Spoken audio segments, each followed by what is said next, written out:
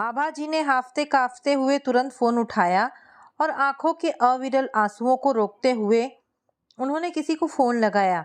जिसे वो फोन लगा रही थी वह रिंग जा रही थी, मगर सामने से कोई उठा नहीं रहा था। कई बार कोशिश करने के बावजूद भी कोई नहीं उठा रहा था। आखिरकार थक हार कर वे कुर्सी पर बैठ गई। आभा जी ने जिसे फोन लगाया था वो उनका बेटा रघु था, जो कि मुंबई जैसे महानगर में रहता था।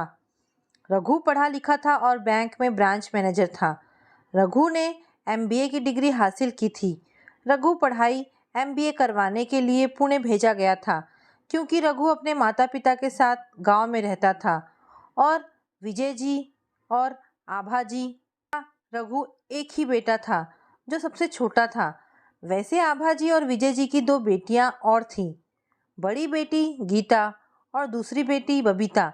दोनों की ही स्नातक स्तर की पढ़ाई पूरी हो जाने के बाद विजय जी ने दोनों का ही अच्छा घर देखकर शादी करवा दिया। बड़े ही मन्नतों के बाद विजय जी और आभा जी को रघु के रूप में दो बेटियां होने के बाद बेटे की प्राप्ति हुई थी। पूरे एक हफ्ते जश्न मनाया गया था पूरे गांव में रघु के दादाजी दादी जी द्वारा। अब विजय जी और आभा जी की पूरी आशा बेटे रघु से जुड़ी थी। अब उनका एकमात्र सपना था कि उनका बेटा रघु अच्छा पढ़ लिख कर बड़ा अफसर बन जाए, जैसा हर माता पिता का सपना होता है अपने बेटे के प्रति।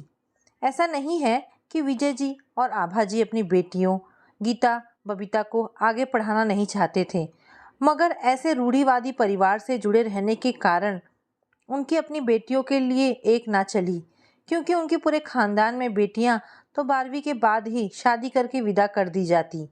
फिर भी विजय जी ने गीता बबीता को स्नातक स्तर तक पढ़ाई पूरी करवा दी।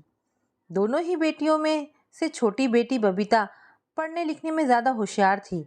बबीता के इसी पढ़ाई की लगन को देखकर उसके पति जिगर ने उसे आगे पढ़ने की इजाज़त दी और अपने पति का साथ पाकर ही बबीता ने गांव के पास के ही बीएड कॉलेज में मास्टर ऑफ आर्ट्स पास किया और बाद में बीएड की डिग्री ली और बबीता अपने गांव के स्कूल में शिक्षिका बन गई।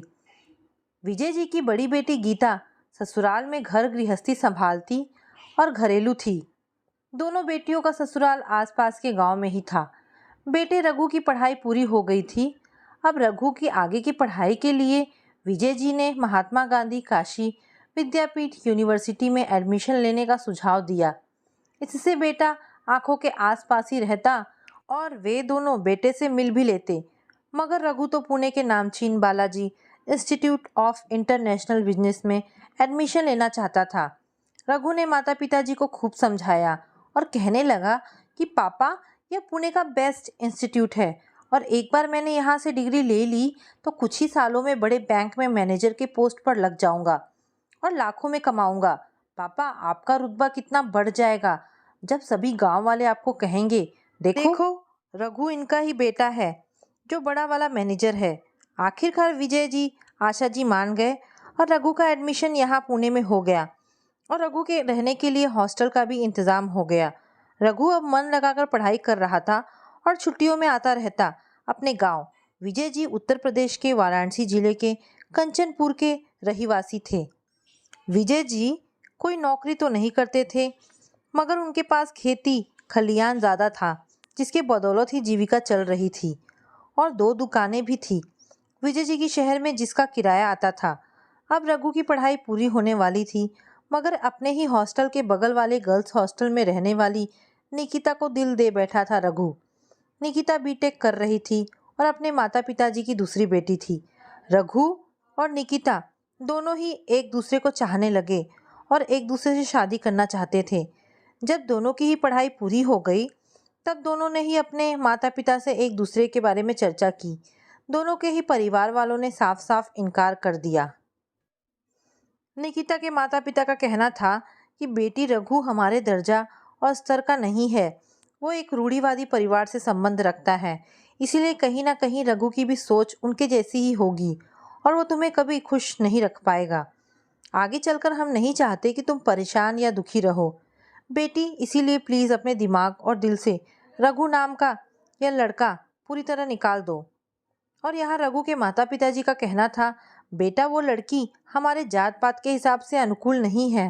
बेटा वो शहर की पढ़ी लिखी लड़की हमारे साथ सामंजस्य नहीं बैठा पाएगी। समझो बेटा। आभा जी तो सुबक सुबक कर रो रही थी। मगर बेटे के आगे विजय जी और आभा जी को झुकना पड़ा और वे रघु और निकिता की शादी के लिए राजी हो गए। निकिता मुंबई की रहीवासी थी और मुंबई में ही दोनों का साधारण तरीके से शादी करवा दिया गया। रघु की तरफ से विजय जी, आभा जी, बहनें गीता बबीता और कुछ खास गिने चुने मेहमान शामिल थे। रघु की शादी के पहले ही एक एक बेडरूम, हॉल, किचन का फ्लैट किराए पर लिया गया था, जिसमें शादी के बाद रघु और निकिता रहने वाले थे। शादी हो जाने के बाद एक सप्ताह के बाद ही विजय जी, गीता, बबीता और सारे मेहमान वापस लौट गए। सिर्फ आभा जी यहाँ बेटे बहू के साथ कुछ दिनों रहने वाली थी। आखिर ममता थी बेटे के लिए। निराश होकर विजय जी वापस लौट गए, क्योंकि वे इस शादी से बिल्कुल भी खुश नहीं थे। ना जाने कितने सपने संजोए थे विजय जी ने अपने इकलौते बेटे के लिए। उनका सपना था कि रघु की शादी गांव में धूमधाम से हो, मगर सब आशाएं निराशाओं में बदल गई। आभा जी निकिता को सब नई बहू का कर्तव्य सिखा रही थी, मगर निकिता एक कान से सुनकर दूसरे कान से निकाल देती। रघु और निकिता दोनों ही नौकरी पर लग गए। आखिर इस महानगरी में रहना है तो दोनों नए जोड़े को नौकरी तो करनी ही पड़ेगी। और यह फ्लैट जिसमें वो रह रहे थे किराए का था और 20,000 इसका किराया था और डिपॉजिट था 50,000, जो कि सारा विजय जी ने भरा था। मगर आगे से यह सब रघु देखे और उसकी पत्नी। नया घर जमाते जमाते तकरीबन 4 महीने बीत गए और अब आभा जी वापस गांव जाना चाहती थी, विजय जी के पास। जब तक आभा जी थी तब तक नाश्ता, खाना, टिफिन दोनों ही बेटे बहू को समय पर मिल जाता। मगर आभा जी के जाने के बाद इन सभी चीज़ों की समस्या होने लगी। इन सभी कामों का समाधान निकिता ने नई मेड लेकर ख़त्म कर दी। नई मेड आए जाने से नाश्ता खाने की समस्या ख़त्म हो गई और बाकी ऊपरी काम निकिता कर देती। आभा जी अपने गांव, अपने पति विजय जी के पास वापस लौट आईं। अब उन्हें अपनी खेती बाड़ी की देखभाल तो खुद ही करनी है। ना जाने विजय जी और आभा जी रघु की पत्नी से कितनी उम्मीदें जोड़ बैठे थे। उन्हें आशा थी कि वे अपनी पसंद की घरेलू लड़की लाएंगे जो उनके साथ रहेगी, उनका ख्याल रखेगी और वे भी बहुत सम्मान बेटी का भरपूर ख्याल रखेंगे। मगर सारे सपने सपना बनकर आसमान में उड़ गए। अब स्थिति जैसी भी हो, अब निकिता ही इस घर की बहू है और वह उनकी जिम्मेदारी है। धीरे धीरे समय बीतता गया और साल भर निकल गया। अब परेशानी सिर्फ रघु और निकिता को हो रही थी। दोनों की ही नई नई नौकरी थी, इसलिए सैलरी भी कुछ खास नहीं थी और जो कुछ भी बच जाता तो घर खर्च, मेड का खर्चा, फ्लैट का किराया आदि में खपत हो जाता। इन्हीं सब चीज़ों में उलझकर रघु अब निकिता के प्रति चिड़चिड़ा हो जाता, क्योंकि वो तो अपने आप को अपने पति के दर्जे से देख रहा था। दोनों का ही साथ में काम करना आदि से घर की हालत ठीक नहीं रहती। सारा सामान घर में फैला रहता, घर एकदम अव्यवस्थित सा रहता। इन्हीं सब कारणों से रघु और निकिता के बीच कहासुनी हो जाती। मैंने कितनी बार कहा है तुमसे कि चीज़ों को ढंग से रखा करो, मगर तुम तो सारा घर सामान फैला कर रखती हो, जैसे ये घर ना होकर कबाड़ खाना हो गया है। तुम्हारी कुछ पत्नी होने के दायित्व हैं, रघु कुड़कर कहता। मगर निकिता कहाँ यह सब बर्दाश्त करने वाली। वो झट से पति से कहती, 1 मिनट, मैं तुमसे आधा घंटा पहले घर आती हूँ, तो इसका मतलब यह हरगिज़ नहीं कि सारी जिम्मेदारी मेरे ऊपर ही हो। मत भूलो रघु कि मैं भी काम करती हूँ और खर्च में आधा सहयोग देती हूँ, तो यह जिम्मेदारी तुम्हारी भी है। आशा जी हर दूसरे दिन बेटे को फ़ोन कर हाल चाल लेती। रघु अपनी सारी आर्थिक परेशानियां माँ से बता देता। मम्मी, यह फ्लैट का किराया ही बहुत महंगा पड़ रहा है। अगर हमारा खुद का घर होता तो थोड़ा बोझ तो कम हो जाता। मम्मी पापा से कहिए ना कि अपना वो जो दुकानें हैं उन्हें निकाल कर यहाँ मुंबई में एक फ्लैट ले लें, जिससे कुछ बोझ कम हो जाए। आखिरकार बेटे की समस्या को अपनी समस्या समझते हुए विजय जी ने वो बनारस की दोनों दुकानें बेच दिए, बिना कुछ सोचे समझे, बिना किस निर्णय के। आखिर क्या सोचते, रिश्तों में शंका थोड़ी ही रखी जाती है। रघु उनका अपना बेटा है और वे रघु के पिता।